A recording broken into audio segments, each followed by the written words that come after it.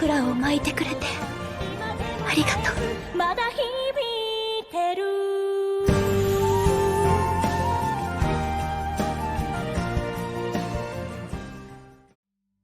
Tout commença avec les 4 éléments, l'eau, la terre, le vent et le feu. De là, plusieurs fois la vie a essayé de se former, mais elle n'aura réussi qu'une seule fois. De cette vie naquit l'humanité. L'humanité était libre, mais elle s'opprima elle-même. Elle se retira sa liberté, ses ailes. Parmi ces gens privés de leurs ailes se trouve Ymir Fritz. Son village fut détruit, ses parents furent tués et elle devenue une esclave. Après avoir rendu leur liberté à des cochons, cette jeune fille fut poursuivie dans les bois par des chasseurs du roi. Elle courut, pas pour la vie, mais pour sa liberté. Ymir se retrouva face à un arbre qui avait des centaines, voire des milliers d'années. Un creux au sein de cet arbre attira son attention. Elle y pénétra.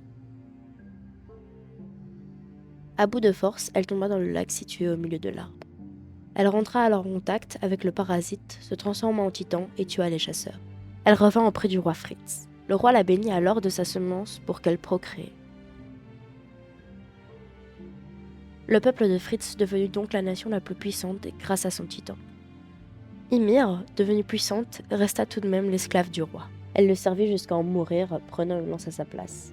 Ses 3 filles, Maria, Rose et Sina, dévorèrent le cadavre de leur mère sur ordre de leur père. Cette tradition se transmit au fur et à mesure des années.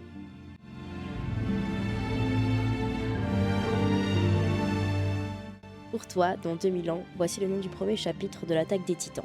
Ce nom prend tout son sens à la fin du manga, quand on sait que Ymir a attendu 2000 ans pour enfin sortir de son esclavage pour être libre. Mais pourquoi ? Pourquoi même après la mort de son maître, Ymir lui reste-t-elle fidèle en appliquant ses ordres durant des siècles ? L'amour, voilà sa motivation. Mais cet amour est vain et ne mènera qu'à la perte d'Ymir. Elle le sait et attend patiemment la personne qui viendra la libérer et mettre fin à cet amour. Avant de savoir qui est cette personne, parlons botanique, parlons des arbres. Dans l'attaque des Titans, ces derniers ont une signification. Ils sont l'origine et la fin d'un cycle. Un cycle qui se répète, avec les mêmes événements, les mêmes fins et la même tristesse. Le cycle de l'humanité. La guerre, la haine, les sacrifices et la paix. Au début du manga, Eren, notre protagoniste, se réveille sous un arbre. À ce moment, on se dit simplement que c'est un début comme les autres. Or, ce début est poétique. Il montre déjà la fin même de l'œuvre alors qu'elle ne fait que commencer. Le cycle ne fait que commencer. Eren se réveille en larmes. Mikasa. Eren, どうして泣いてるの？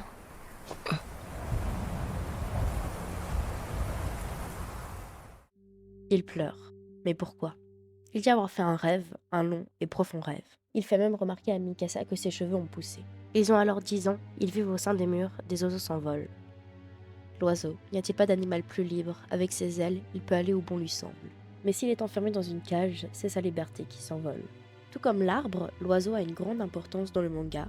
Il survole l'histoire, il voyage dans le temps.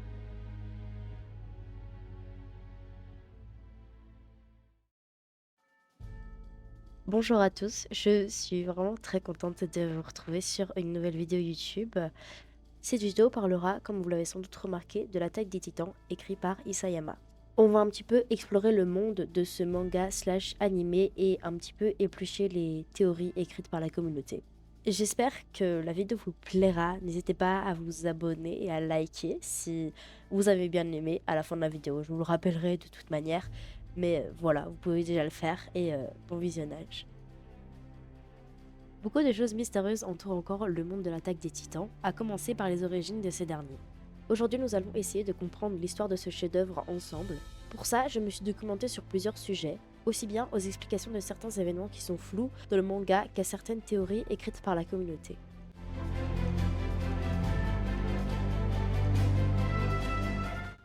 Comme dit précédemment, les oiseaux ont une grande symbolique dans l'attaque des Titans. Ces animaux représentent la liberté dans l'œuvre. Ils sont présents tout le long du manga. Ils sont là quand les Titans attaquent le mur et à peu près à chaque fois que ces derniers attaquent Eldia. Mais il y a 2 véritables apparitions de ces animaux qui sont importantes. Elles se trouvent toutes les 2 dans le dernier épisode de l'anime. Elles sont évidemment aussi présentes dans le manga. Il existerait une théorie disant qu'à la fin du dernier épisode, l'oiseau qui vient remettre l'écharpe de Mikasa serait en fait Eren, venu faire ses adieux à cette dernière. Une autre théorie voudrait que les oiseaux, présents à de multiples reprises dans l'œuvre, ne soient nul autre qu'Eren. On sait qu'ils peuvent visiter des souvenirs du passé et qu'ils peuvent voir l'avenir. Il serait donc assez logique d'établir ce lien.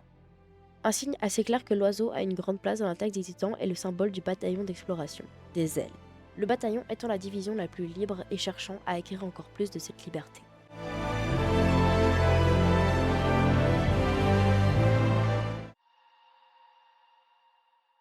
ミカサ、起きろよ。風邪ひくぞ。Dans l'attaque des titans, on nous montre lors du dernier épisode une vie qu'Eren et Mikasa auraient pu avoir. Ce qui nous laisse penser qu'il n'aurait pas qu'une seule fin possible. Cette idée est renforcée par les paroles d'Eren qui nous dit qu'il n'a pas le choix, que l'avenir est comme ça. もう何度も試みては失望したが、未来の記憶は寸分たがわぬまま起こることは変わらなかった。 On peut alors trouver une théorie pour expliquer tout cela. Une théorie qui voudrait qu'Eren vive dans une boucle. À chaque fois qu'un mauvais choix est effectué, la boucle repart pour en créer une nouvelle, une différente. Et cette boucle commence au même endroit que nous, sous un arbre. Eren dit alors à Mikasa, qui est venu le réveiller, qu'il a fait un long rêve, une boucle. Mais pourquoi Eren est-il condamné à revivre encore et encore les mêmes événements? C'est cette jeune fille, Ymir, qui en est l'origine. Plus tôt, j'ai parlé de l'amour qu'elle portait au roi Fritz. Un amour dont elle veut assurément se débarrasser. Elle attendra 2000 ans avant que quelqu'un l'en libère. Eren est choisie. Elle veut mettre un terme à cet amour, mais pas n'importe comment. Elle veut en finir par procuration, au profit d'un autre amour.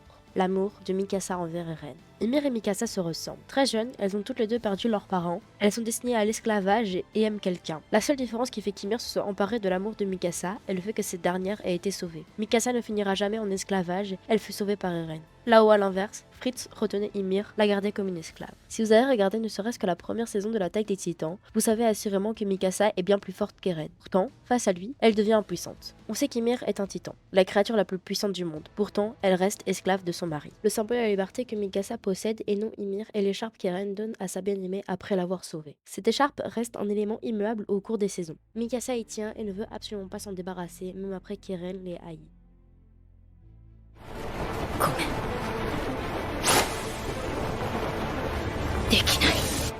Avant que Mikasa tue Eren, elle met son écharpe. Un détail qui n'est pas sans raison. Elle se libère de cet amour, de l'amour d'Ymir. Elle porte le symbole de sa liberté, qu'Ymir n'avait pas. Cette dernière aura donc réussi à se libérer de son amour. Cela explique pourquoi Mikasa avait des migraines. Il s'agissait en fait d'Ymir qu'il utilisait pour surveiller le monde.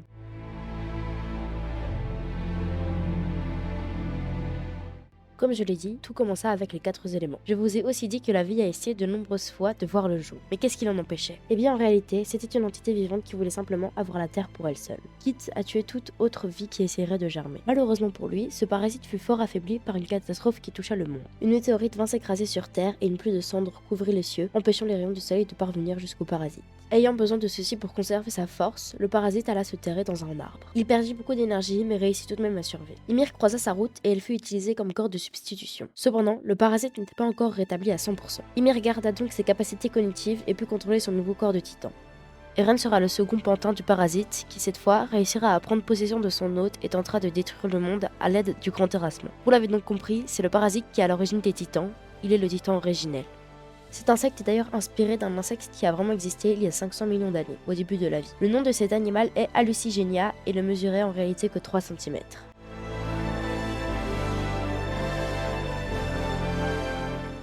Nous savons à présent qu'Eren vit des boucles. Mais n'y aurait-il pas une autre boucle dans ce manga? Beaucoup de gens pensent que les titans ont toujours existé et qu'ils existeront toujours. Cette idée nous vient des 8 dernières planches du manga. Nous voyons l'arbre d'Eren pousser au fur et à mesure des années. Un jeune garçon et son chien arrivent devant. Cet arbre ressemble fortement à celui dans lequel Ymir est rentré il y a de ça bien longtemps.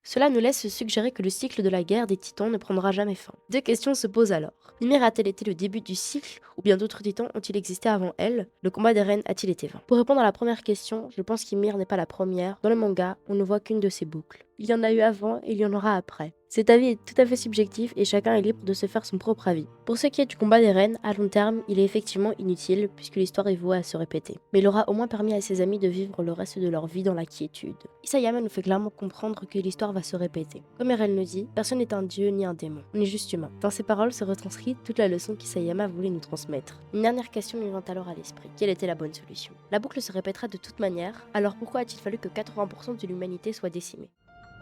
お前たちが救える人類は2割までだ。もう決まっている。決まっている。自分で決めて自分で殺したんだろ。Comme vu plus tôt, Eren vivant lui-même dans une plus petite boucle qui ne se terminera que quand tous les bons choix auront été effectués, le grand terrassement aura donc été obligatoire pour qu'Eren puisse avancer.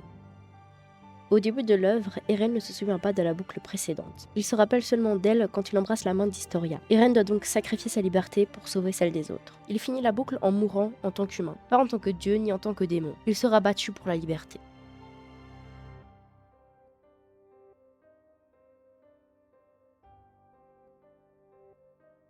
Dans le manga, c'est Armin qui sera le héros. Il sera le sauveur de l'humanité. C'est comme ça qu'Ymir en a décidé. Notre trio sauvera donc l'humanité, la liberté des autres et l'amour d'Ymir.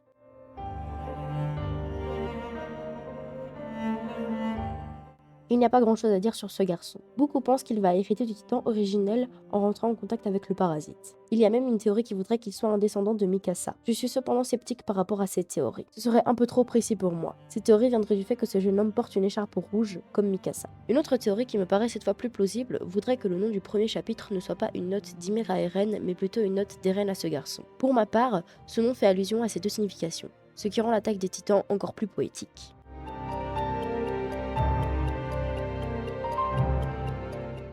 L'Axe est un grand arbre, reliant tous les chemins, reliant tous les titans entre eux. Ce serait d'ailleurs grâce à l'Axe que les 9 titans primordiaux pourraient voir les souvenirs de leurs prédécesseurs.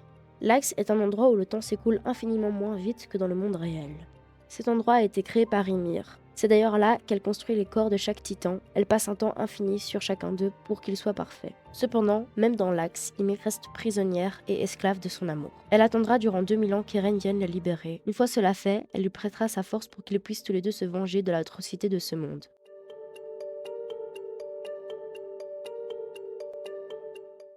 On apprend dans le dernier épisode que Grisha Yeager, le père d'Eren, a en fait tué la famille royale car son fils l'avait forcé à le faire. Eren, tout le long du manga, aura sacrifié certaines personnes au profit d'autres. La famille royale en fait partie, mais l'exemple le plus frappant est qu'il sacrifiera sa propre mère pour que Bertholdt puisse vivre. アルミ俺は頭がめちゃくちゃになっちまった。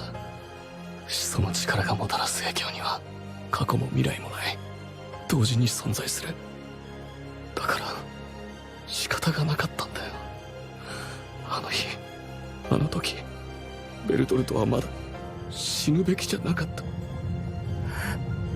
だから見逃して朝に向かわせたの。L'histoire était écrite ainsi. Bertholdt devait vivre, sinon la boucle temporelle recommencerait. Personnellement, quand j'ai vu ça, j'étais mal à l'aise.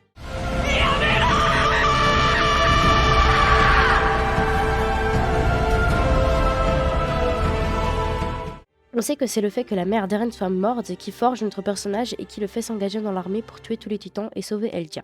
Un comble quand on sait qu'au final il a tué sa mère et qu'en plus il tue 80% de l'humanité. Il y a deux camps, ceux qui comprennent les actes d'Eren et ceux qui ne les comprennent pas. Le fait qu'il tue tout le monde pour sauver ceux qu'il aime me fait penser à Itachi dans Naruto. Itachi a la mentalité inverse de celle d'Eren. Il tue ceux qu'il aime pour sauver le monde.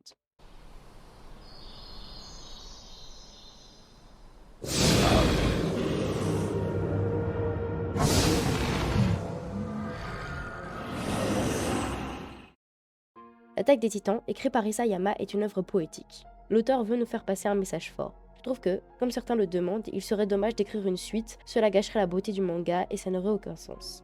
Je sais d'ailleurs qu'une fin alternative a été écrite par la communauté et non par Isayama. Ceux qui ont créé cette fin n'étaient pas satisfaits de la première. Ils pensent que la fin proposée par Isayama est immorale et ils ont donc écrit Attack on Titan no Requiem. Les fans se plaignent aussi que certains personnages ont été oubliés au profit de l'histoire et ils trouvent cela dommage. Isayama, ayant vu la fin catastrophique de Game of Thrones, a tout mis en œuvre pour réussir celle de l'Attaque des Titans. Malheureusement, une partie de la communauté sera toujours déçue. Après avoir lu la fin proposée par la communauté, je peux donner mon avis dessus.